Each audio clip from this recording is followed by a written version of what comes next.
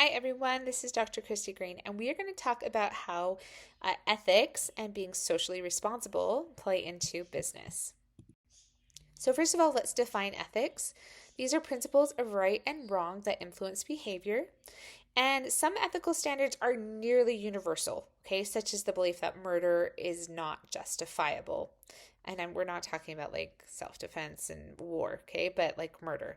And then other standards are culturally based, and then they're going to vary from culture to culture. So it's actually very important to remember that some things that were ethical in one place are not ethical somewhere else. And different time periods, like things that used to be ethical, were like, that's not okay. And then things that were like, that's fine now, they're like, 50 years ago would have been like, what is happening? So just remember that our culture and how things change definitely are going to affect ethics. We also have values. Values are very deeply held beliefs and attitudes that help determine people's behavior. And they're that underpinning of ethical systems and legal systems. And here in the United States, for the most part, we have Judeo Christian values and ethics, meaning for the most part, people believe a lot of what is taught in like the Torah and the Bible. Then we have laws. Okay, and what makes something a law versus a value or ethics is that it's enforceable, meaning yeah, you'll go to jail for this. A cop can come after you for this. A judge is going to make a statement on this, right? So, laws are rules of conduct that are formally recognized as binding and enforced by controlling authorities such as police officers and court systems. Um, and then in the US, these laws are based on our ethical system and values, but still remember that what is ethical is not always legal, okay? And what is legal is not always ethical. So we do have cultural norms, and these are the values, ethics, attitudes, and behaviors that are just determined as normal or typical within a given culture. Like there are certain things that you can or cannot do that are going to set you outside of a cultural norm. So like for me growing up, I grew up here in Utah, very conservative area, and it was not the cultural norm to smoke or have a tattoo or have multiple piercings or anything like that. Okay. I have friends who grew up in other places, and that would not even be a big deal. That would a cultural norm would be to have that kind of self-expression. Okay, so these are just what is kind of typical within a given culture. And in businesses, they're going to get microcultures, things that are happening on just at that company, things that are okay with that company and the kind of, way they are. So like, for example, I've got a coworker, Lon Schiffauer. You've probably seen some of his videos or been in his class. He's freaking awesome. Um, he worked for a company that you do not blind copy anybody on an email. Like that was really looked down upon, that was frowned upon. Like if you're gonna let somebody have this information, you need to let everybody know who has this information by carbon copying them. Okay. I've been in other places where they're just like, no, we blind copy people all the time because the boss needs to know, but we don't want everyone to know that the boss knows, that sort of thing. Okay. Okay. Let's play a little game called Is It Legal? All right. All of these are questionably ethical. Okay. But we're going to just see if they are legal or illegal. Okay. What about making low quality products that break easy? What do you think? Legal? Illegal? Ethical? Definitely not ethical. It is illegal, so we can enforce that. Okay, what about avoiding taxes on US revenues by using offshore banks? Also illegal. Yeah, you guys can avoid taxes. Taxes and death. That's what it's always going to get you. Okay, what about employee fringe benefits? Those are like those little extras that you can get at a company. Yeah, should you get them? Is it ethical to get them? Because it certainly is legal. In fact, I got a gift card for Christmas that will show up on my taxes under fringe benefit. Okay, what about selling raw milk for human consumption across state lines? That doesn't really seem that unethical to me, like to sell milk, like as long as it meets standards or whatever, right? But is it legal? Is it illegal? It is illegal. Yep, it's because it's across state lines. What about boycotts on businesses? Can you boycott a business? Is that the right thing to do? It is legal. We definitely can. We have the right to boycott a business. You don't want to go there? Don't go there. That's part of freedom, right? What about taking usable items from corporate dumpsters and donating them? Like you saw a company like dumped out a really nice desk and put it in the dumpster because they were, not going to donate it or it's too much effort. Can you go dumpster dive, pull that out, and then go donate it? Or maybe sell it, maybe make some money? You cannot. That is illegal. Yeah. What about taking cash payments to void taxes? Also illegal. What's illegal is not taking cash payments. It's not paying taxes, right? But then they also need, never mind. We're not going to get into how to avoid taxes. That's that will get me in trouble. Okay, what about affirmative action policies? This is where we like hire somebody, or we're purposely trying to hire people of diversity with whatever's in our company, whatever we're lacking. Like maybe we're lacking men, maybe we're lacking women, maybe we're lacking a certain race or a certain age group. Can we do that? Not anymore. They used to be legal, and they used to be considered. Well, it would depend on who it was, if it was ethical or not. The debate, that was a big debate. They are no longer legal. The Supreme Court has decided that.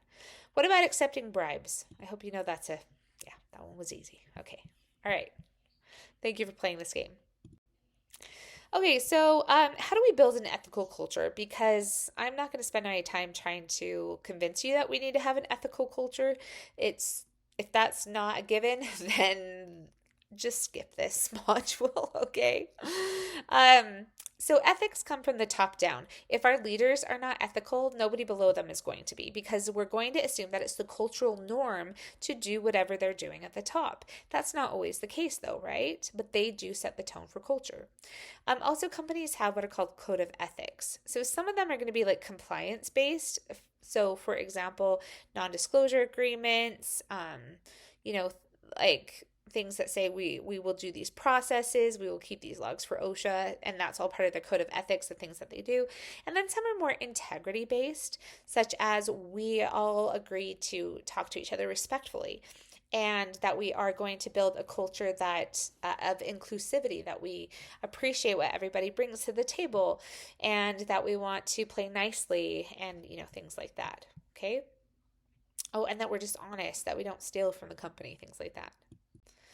Okay, so how do we develop ethical organizations? I apologize, this is so little. PowerPoint is either like big text or it's pretty.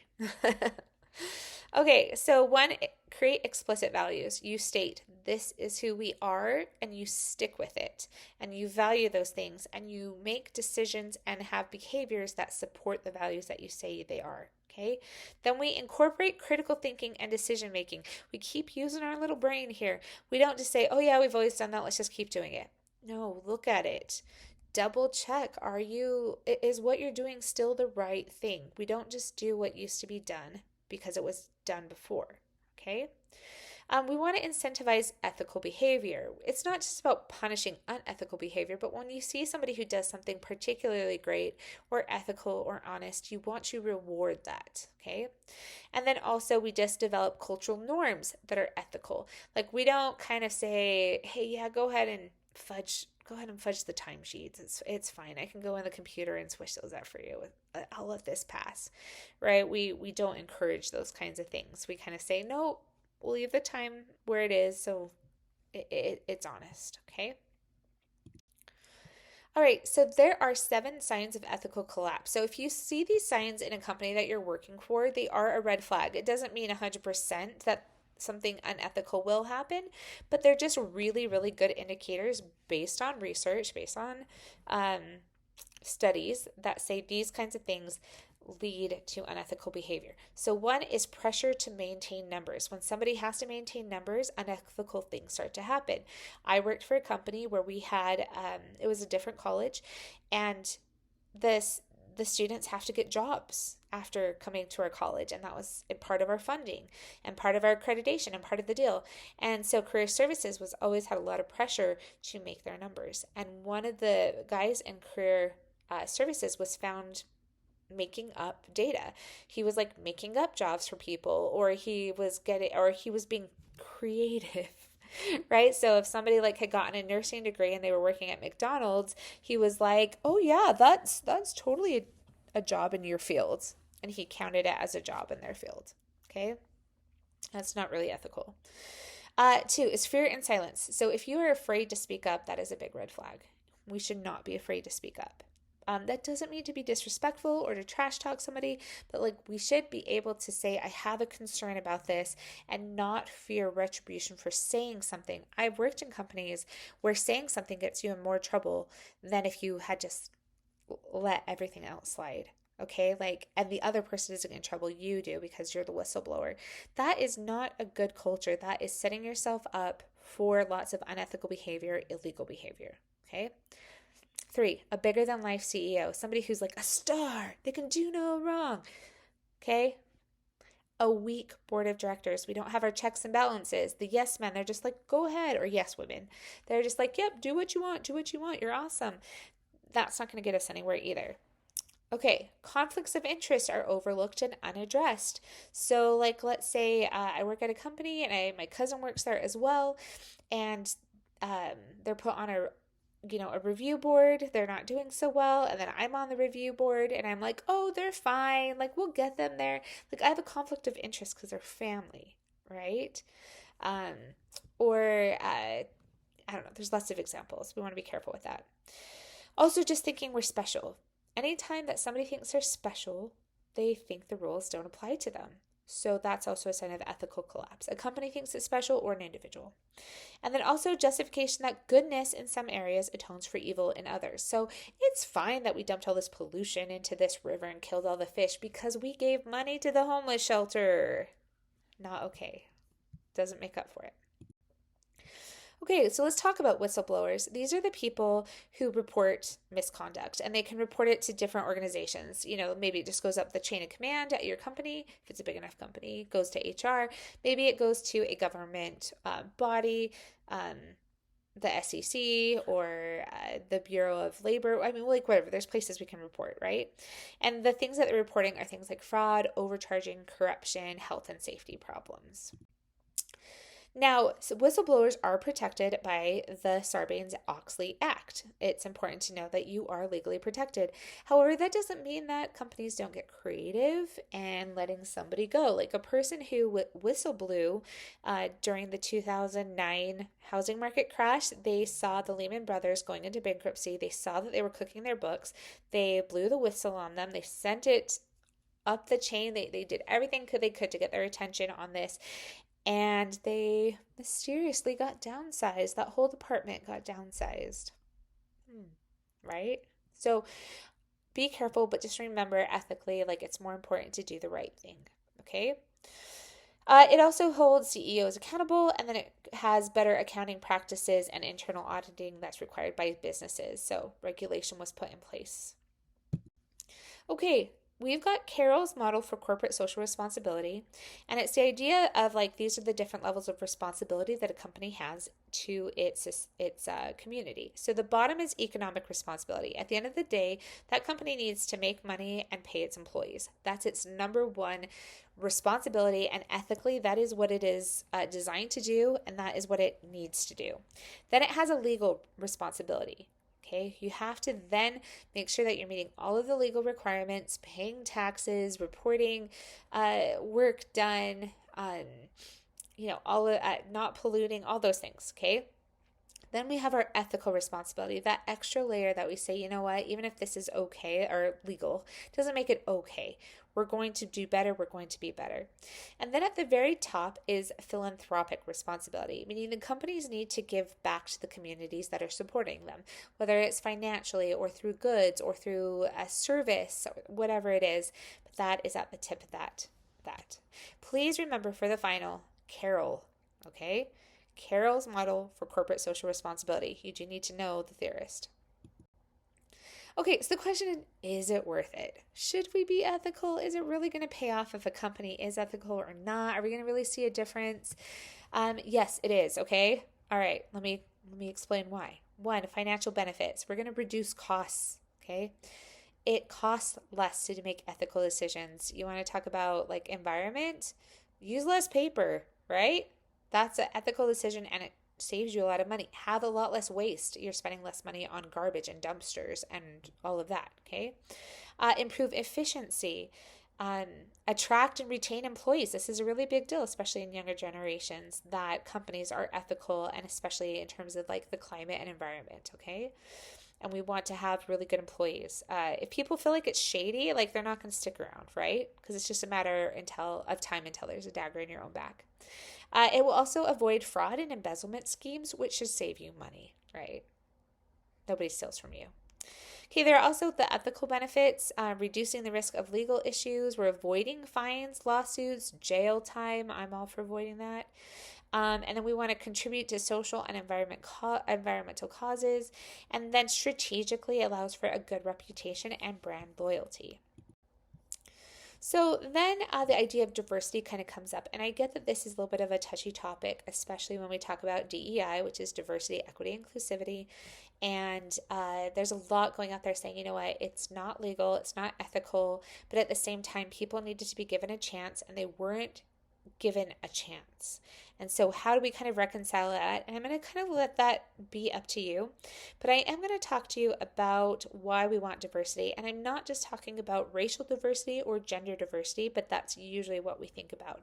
I also want you to include in diversity this mixture of like backgrounds and childhoods. And like growing up in Utah is very different than growing up in Chicago, right? Especially if you lived like in the downtown loop of Chicago. Different than growing up in another country. What about diversity of language, diversity of thinking, diversity of education levels, diversity of socioeconomic backgrounds, things like that.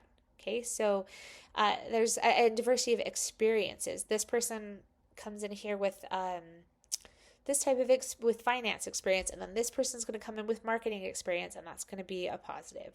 Okay. All right. So first of all, that covers what is diversity. 2, how do you create diversity in a company?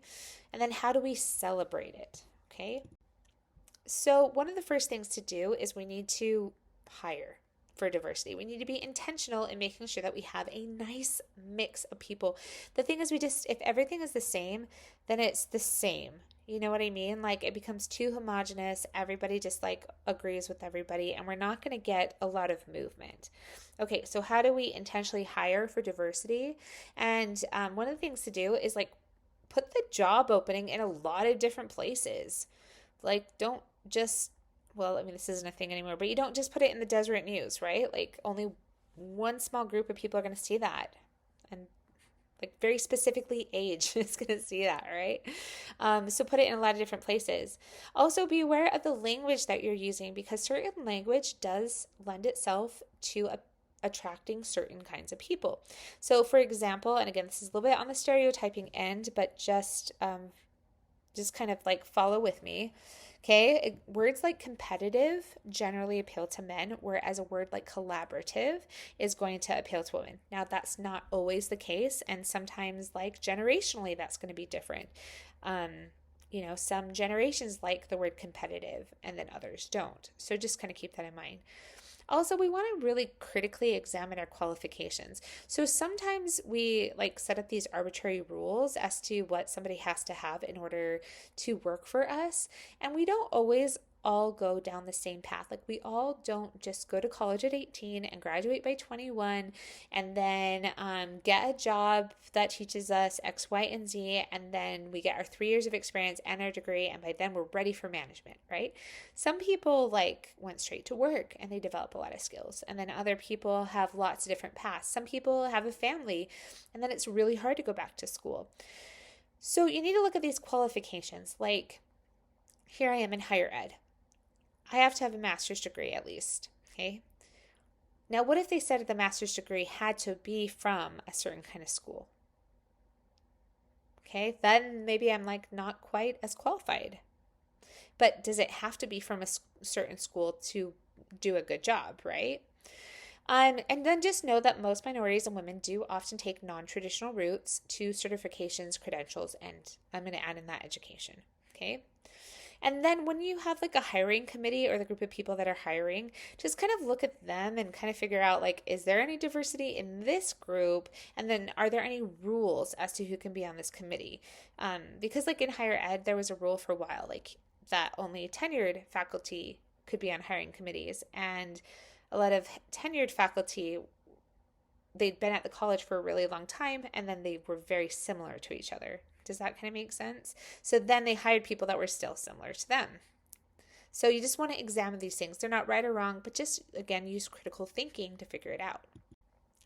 Okay, then you want to have a clear picture of the skills and the abilities of the person rather than being like, oh, we lost Marcia. She was so awesome. We're just looking for another Marcia. Like, don't do that.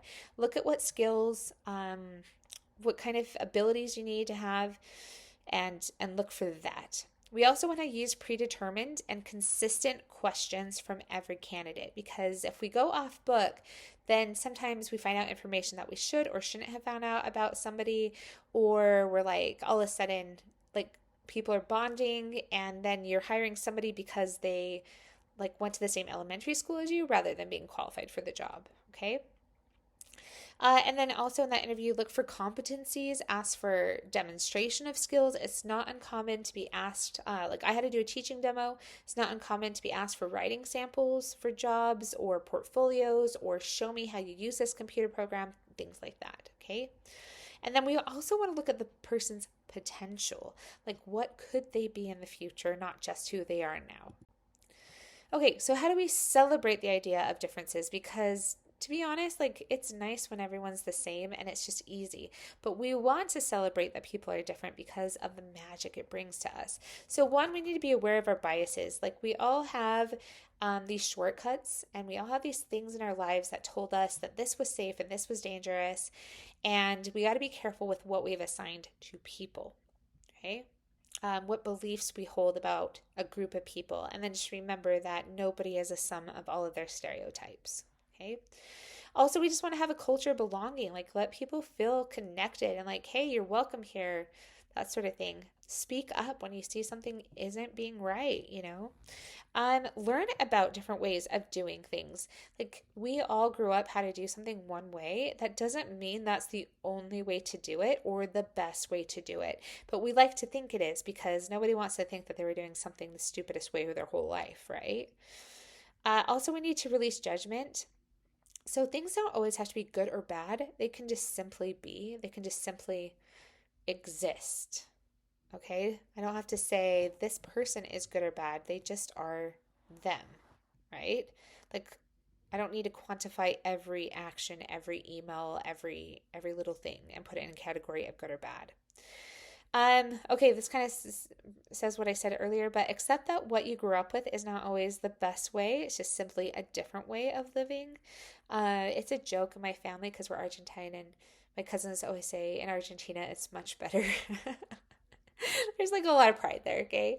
To them it is, but not to everybody, right? It's just different. And then many factors affect our culture and belief system, and we did not choose them. You were born into them. You didn't choose the religion you were born into. You didn't choose the country. You didn't choose the parents. And all of that is out of your control, but it highly affected who you are. All right, so here are the benefits of a diverse workplace. All right, we're going to have increased innovation and creativity. There's better decision making, improved financial performance. Flat out, companies that are more diverse make more money. We have higher employee engagement and retention, and then we just have a better reputation. And I really think it's because it's all rounded out. You're able to look at things from more perspectives and see things like in a way that somebody else wouldn't have seen it, and you can fill in a lot more gaps. Okay, everybody. Well, that is our lesson on ethics. Go out, figure out what you value, what you want to do, and what you want to see.